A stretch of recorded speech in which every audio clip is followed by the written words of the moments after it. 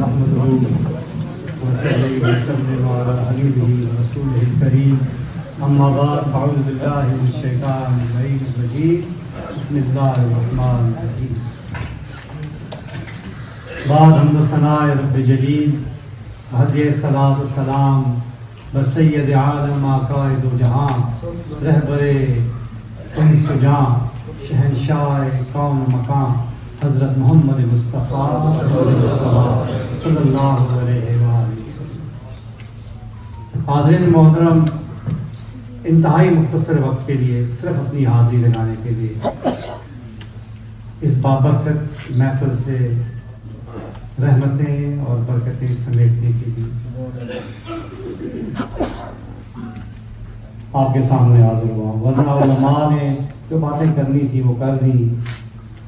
میں تو ایک طفل مکتب کے لیے ایک طالب علم کی حیثیت ان کے سامنے نہیں رکھتا. باتیں ساری ہو چکی ہیں. بس حاضری کی غرض سے آپ کے سامنے آیا. الحمدللہ اللہ تعالیٰ کا احسان ہے کہ مالک الملک نے ہمیں اپنی یاد کی توفیق اور موقع عطا فرمایا. حاضرین محترم، آپ پر اور مجھ پر میرے رب کا بے پناہ احسان ہے کہ آج ہم یہاں پر غوث الامت حضرت خواجہ محمد قاسم بابا جی رحمۃ اللہ علیہ، غوث المعظم اعلیٰ حضرت الحاج پیر نذیر احمد سرکار مولوی رحمۃ اللہ علیہ، غوث زمان قطب دوران شیر شاہ غازی اعلیٰ حضرت الحاج پیر ہارون رشید رحمۃ اللہ علیہ کی یاد میں انہیں خراج تحسین پیش کرنے کے لیے جو محفل سجائی گئی ہے، اور ان سب باتوں سے بڑھ کر کہ میلاد مصطفیٰ صلی اللہ علیہ وسلم کی یہ جو محفل سجائی گئی ہے اس میں ہم سب کو حاضری کی توفیق ملی. وما توفیق الا باللہ.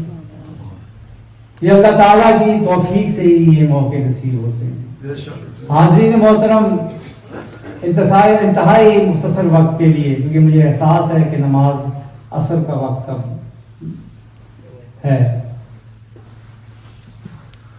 حضرت خواجہ محمد قاسم رحمۃ اللہ علیہ اپنے مرشد کے حکم پر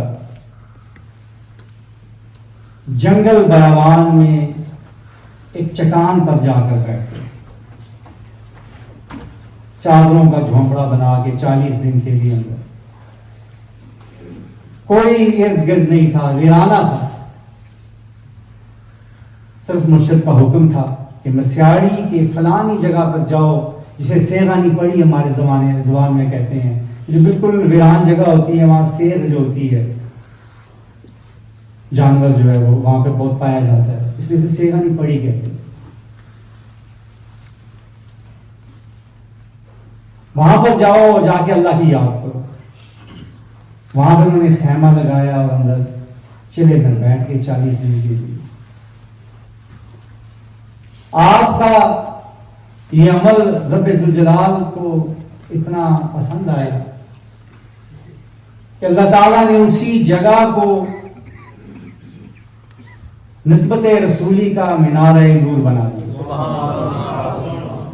40 دن کے بعد جب آپ اپنے خیمے سے باہر آئے تو بہت سے لوگ بیٹھے ہوئے تھے دور دور. وہ حیران ہوئے انہیں دیکھ کہ اس جنگل میں یہ لوگ کہاں سے آ گئے.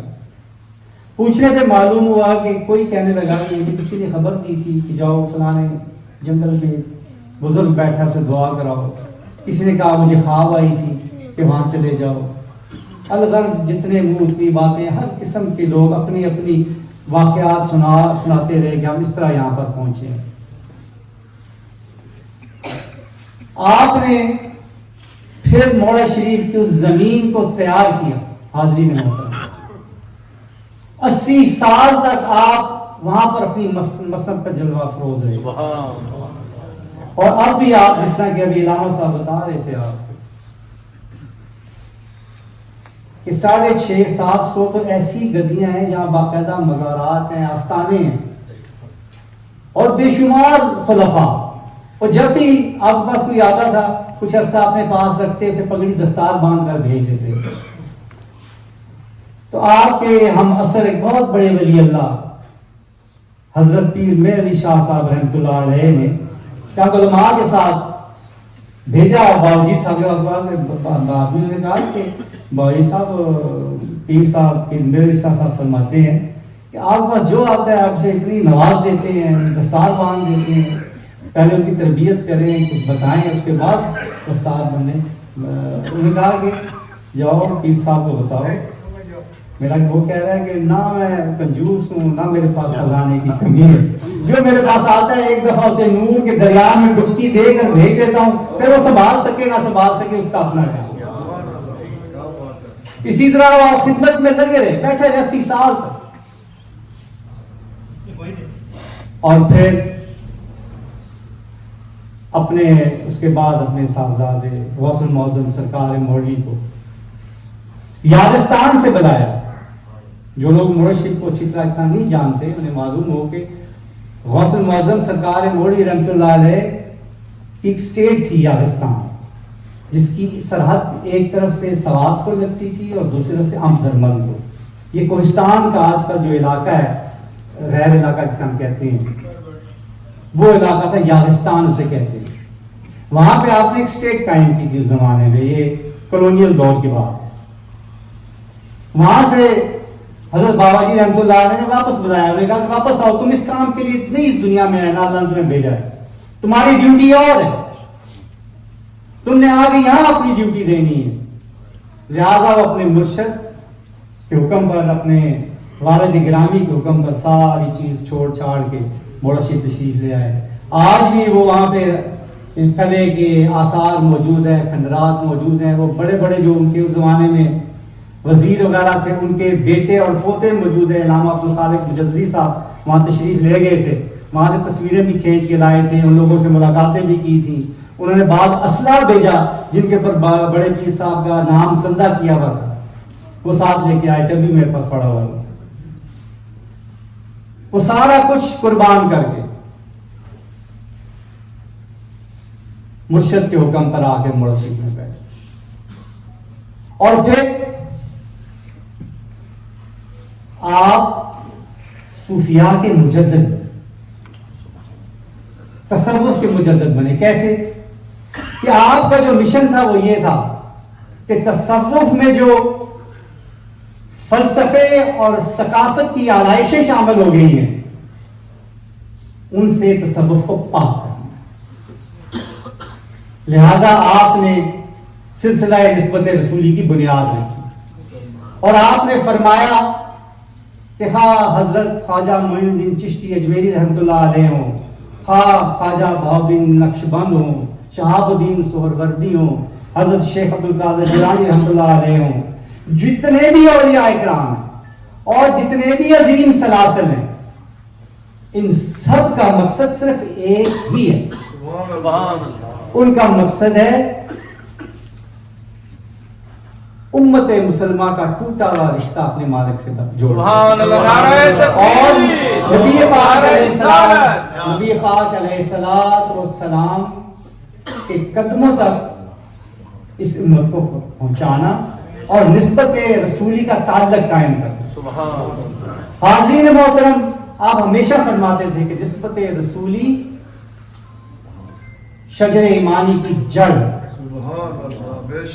اگر ایمان مضبوط کرنا ہے، اگر یقین مضبوط کرنا ہے، اگر دین پر قائم رہنا ہے، صراط مستقیم پر قائم رہنا ہے، نفس اور شیطان کا مقابلہ کرنا ہے، تو اس کے لیے جو روشنی آپ کو چاہیے اس دنیا کی ظلمات اور اندھیروں میں سے گزرنے کے لیے، وہ نسبت رسولی ہے. آقا کریم علیہ الصلوۃ والسلام کی محبت اور آپ صلی اللہ علیہ وآلہ وسلم کی نسبت. اگر یہ لائٹ ہوگی، یہ روشنی ہوگی، تو سفر بخیر گزرے گا. ورنہ یہ اندھیرا ہے، ظلمت ہے، کہیں بھی پاؤں کے لڑکھڑانے کا، ٹکرا جانے کا، راستے سے بھٹک جانے کا اندیشہ ہے اگر یہ نسبت کمزور ہے. حاضرین محترم، اسی طرح پھر 1960 میں سرکار مولوی رحمۃ اللہ علیہ کا انتقال ہوا تو اس کے بعد میرے والد محترم میرے مرشد غوث زمان قطب دوران شیر شاہ غازی رحمۃ اللہ علیہ کو اس منصب پر آپ فائز کر کے گئے، اور وہ بھی اسی طرح اپنی ہر چیز اپنے CSS کیا ہوا تھا، انہوں نے برن ہال سے گورنمنٹ کالج لاہور سے لنکن سے ان تک تعلیم اور سارا ان کا جو تھا CSS کیا، اس میں بھی کوالیفائی کر گئے۔ آخر میں جب وصیت کھولی تو وصیت یہ نکلی کہ بھائی آپ نے یہاں بیٹھے، وہ سارا کچھ چھوڑ چھاڑ کے وہاں بیٹھ گئے، اور پیر صاحب نے کہا یہ سب کچھ میں نے تمہیں اس لیے پڑھایا ہے، تمہیں اس لیے اس قابل بنایا ہے کہ تم جب اس نوکری پر بیٹھو اللہ کی، اس مسند پر بیٹھو تو پیٹ کی خاطر نہ بیٹھو، اللہ کی رضا کی خاطر بیٹھو۔ تمہیں یہ معلوم ہو کہ میں دنیا کی بہترین سے بہترین جاب کر سکتا تھا، نوکری کر سکتا تھا، کام کر سکتا تھا، بزنس کر سکتا تھا، لیکن اللہ کی رضا کے لیے، اس کے حبیب کی محبت کے لیے ہر چیز چھوڑ کر ایک طرف کر کے یہاں بیٹھ گیا، اور اللہ نے اس کا انعام یہ دیا کہ اللہ تعالیٰ نے دنیا کی تمام نعمتیں میرے مرشد کے قدموں میں ڈھیر کر۔ آج آپ دیکھیں وہی جنگل سے نہیں پڑی، جنگل میں منگل کا جو لوگ موڑا شریف گئے جو تھے،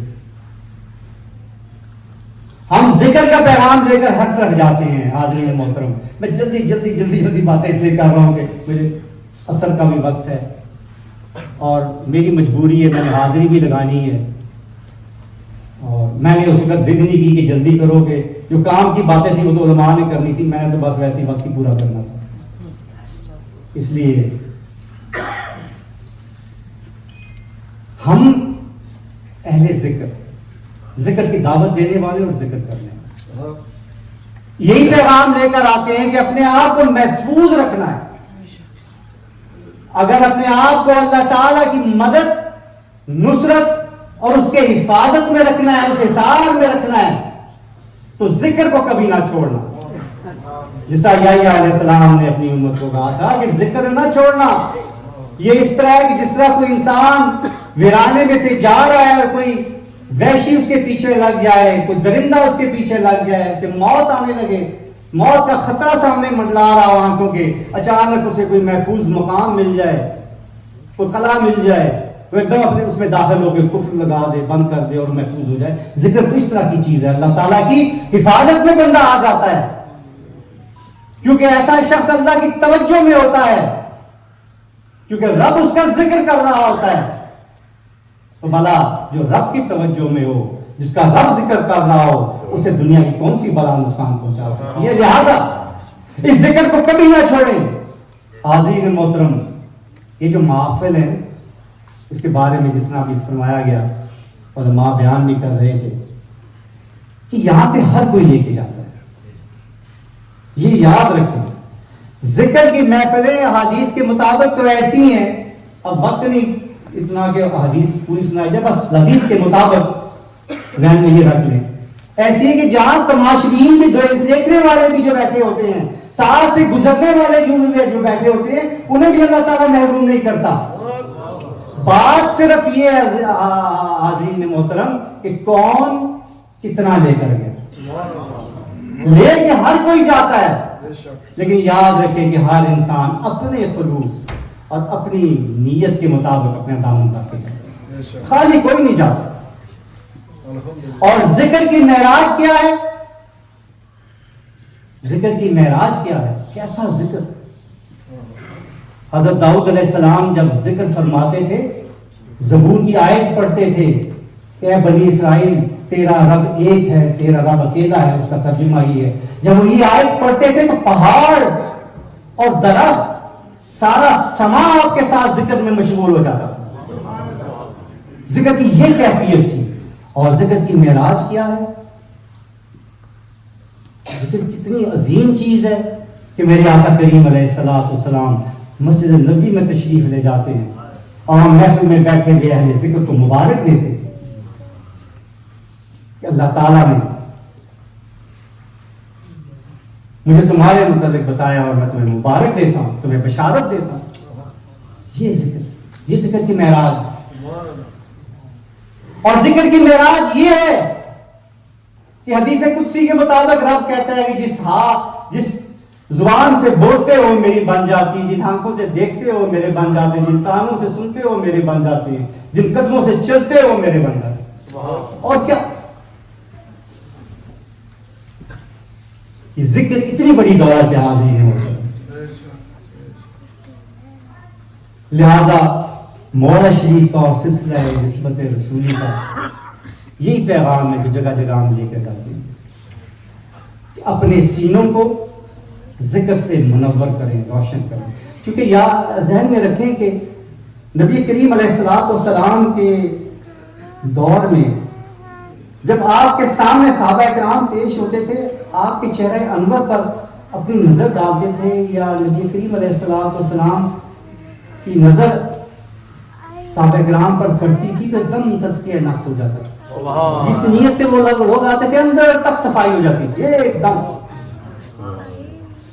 اب 1400 سال گزر گئے، ہمیں وہ لگژری نہیں ہے ملی کہ ہم اپنی ان گناہگار آنکھوں سے انہیں دیکھ سکیں، ہمیں وہ صحبت ملے، تو ہم کیسے یہ تزکیہ حاصل کریں، یہ سینے کی صفائی کیسے کریں؟ وہ تو ایک پل میں حاصل کرتے تھے، نسبت بھی مل جاتی تھی، ایمان کی دولت سے بھی سرشار ہو جاتے تھے، جنت کی بشارت بھی مل جاتی تھی، پھر صحابہ میں شامل ہو کے تو قیامت تک کے آنے والے مسلمانوں کے لیے امام بن جاتے تھے۔ اب ہم کیا کریں؟ تو حاضرین محترم کے دل کی صفائی کیسے حاصل ہو، اس کا بھی پیغام مولا شریف کی طرف سے یہ ہے کہ ذکر کرو، ذکر کرو گے تو دل صاف ہوگا، دل نرم ہوگا، اور آقا کریم علیہ الصلوۃ والسلام کی محبت اور نسبت کے قابل بنے گا۔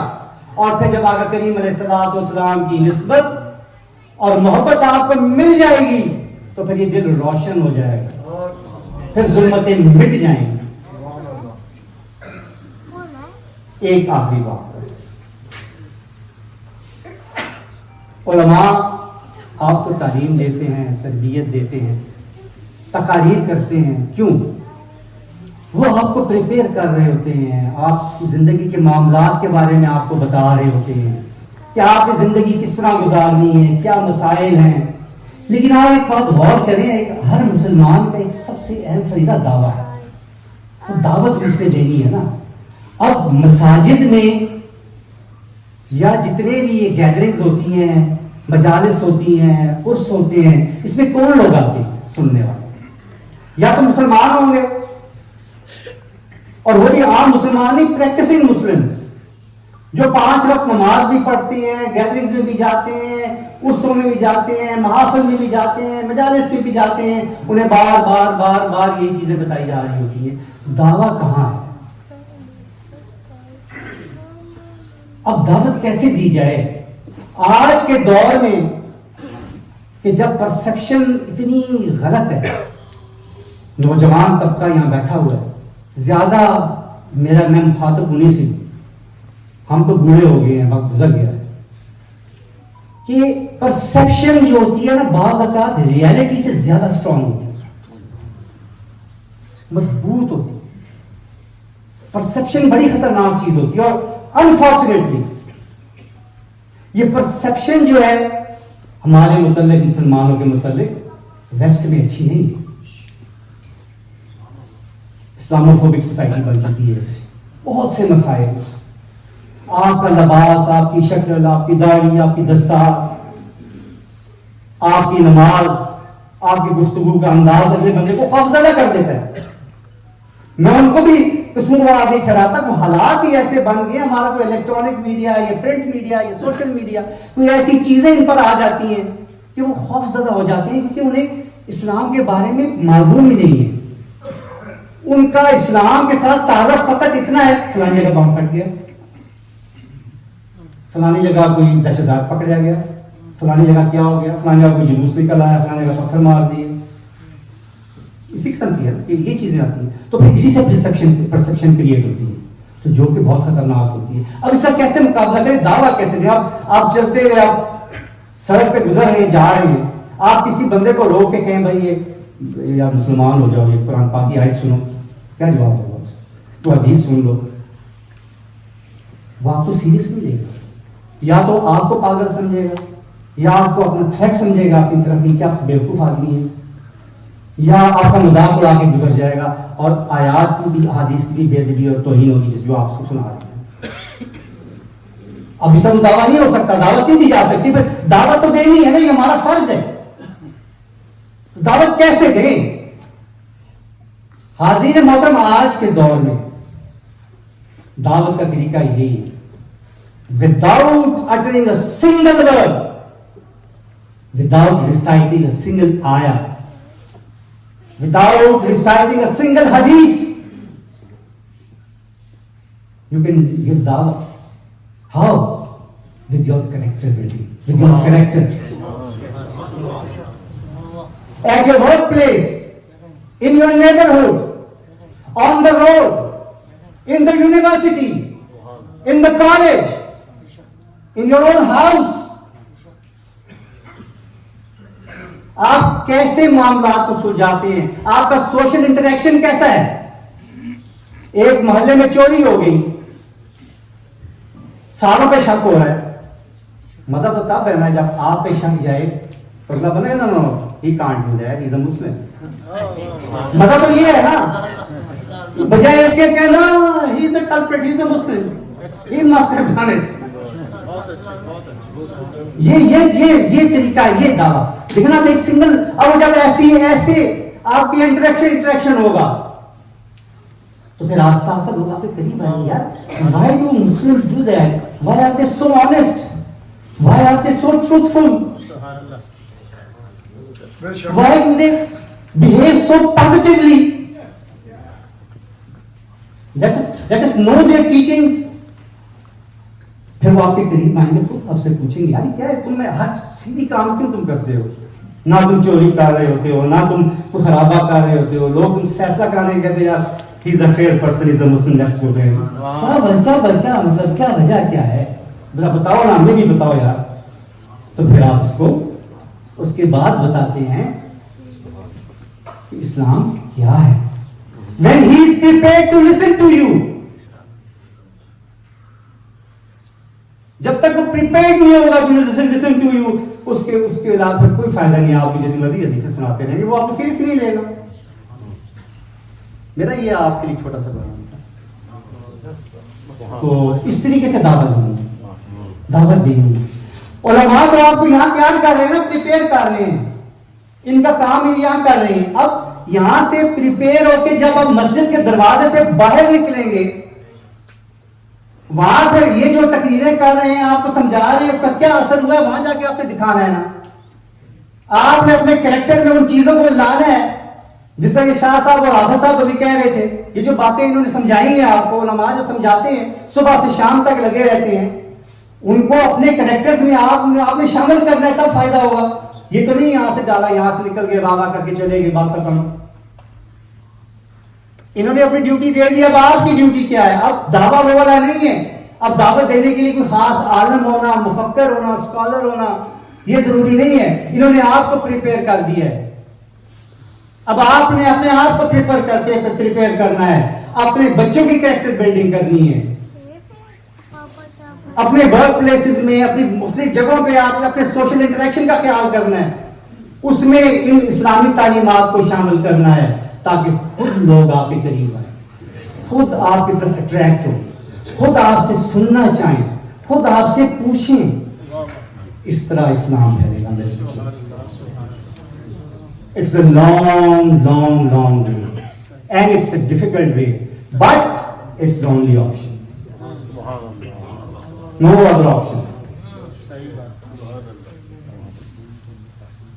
دعا کریں کہ اللہ تعالیٰ اپنی ذات پاک کے بغیر, اپنے حبیب پاک علیہ الصلوۃ والسلام کے بغیر ہماری اس حاضری کو اپنی بارگاہ میں قبول اور مقبول فرما. ہماری گناہ, ہماری خطائیں, ہماری غلطیاں معاف فرما کے اپنی بندگی, اپنے حبیب کی غلامی عطا فرما. اللہ تعالیٰ ہمیں اہل ذکر میں سے بنائے, ہمارے سینوں کو نسبت رسولی سے روشن کرے. اللہ تعالیٰ ہماری ساری مصیبتیں, پریشانیاں, تکلیفیں دور فرما. ہمیں, ہمارے پیاروں کو, ہمارے ماں باپ کو, ہمارے بیوی بچوں کو اپنی رحمتوں اپنی برکتوں سے نواز۔ الہ العالمین ہمارے دشمنوں کو زیر فرما، ہمارے پیاروں پر رحم فرما۔ الہ العالمین عزت عطا فرما، ذلت اور رسوائی اور بیزتی بدنامی شرمندگی سے بچانا۔ الہ العالمین غنی فرما دے، الہ العالمین ہر قسم کی محتاجی سے بچا۔ الہ العالمین صحت اور تندرستی عطا فرما، گزشتہ بیماریوں کے جسم پہ جو اثرات ہیں وہ دور فرما، جو موجودہ بیماریاں ہیں وہ دور فرما، آنے والی بیماریوں سے محفوظ رکھنا۔ الہ العالمین ذہنی جسمانی معذوری اور محتاجیوں سے بچا، مولا اپنے سوا کسی کا محتاج نہیں۔ الہ العالمین اپنی بندگی اپنے حبیب کی غلامی عطا فرما۔ الہ العالمین ہم تیرے گناہگار بندے، ہم تیرے عاجز بندے، الہ العالمین ہمیں سیدھا راستہ دکھا اور پھر اسی پہ قائم رہنے کی توفیق عطا فرما۔ سارے نسبت رسولی کے بھائیوں کے لیے، سارے عالم اسلام کے لیے، سارے ان محبت کرنے والوں کے جس محفل میں ہیں سب کے لیے دعا کریں۔ اس کے ساتھ ساتھ اپنی ہر دعا میں غزہ فلسطین اور لبنان کے مسلمانوں کو نہ بھولا، انہیں یاد رکھیں ہمیشہ۔ اور ہم کچھ نہیں کر سکتے، کم از کم دعا تو کر سکتے ہیں، اللہ سے مانگیں کہ اللہ تعالیٰ پھر ان پر مہربانی کرے، ہمارے اعمال بھی ایسے ہوں، ہمارے کوئی اعمال ایسے ہوں کہ ہم پہ یہ بھی کہہ سکیں کہ آسمان سے مددیں اتر رہی ہیں تو آ رہی ہیں، مدد ہو رہی ہے۔ ہمارے اعمال ہی ایسے ہیں کہ بس کیا کہہ سکتے ہیں۔ دعا کریں اللہ تعالیٰ ہم پر رحم کرے، ہمارے اعمال کی درستگی کرے تاکہ ہم اپنے ان بھائیوں کی آواز اٹھا سکیں، اور ان ہمارے بھائی بہن جو تکلیف میں ہیں اللہ تعالیٰ ان پر رحم فرمائے، ان کے دشمنوں کو زیر کرے، ان کے لیے آسانیاں پیدا کرے۔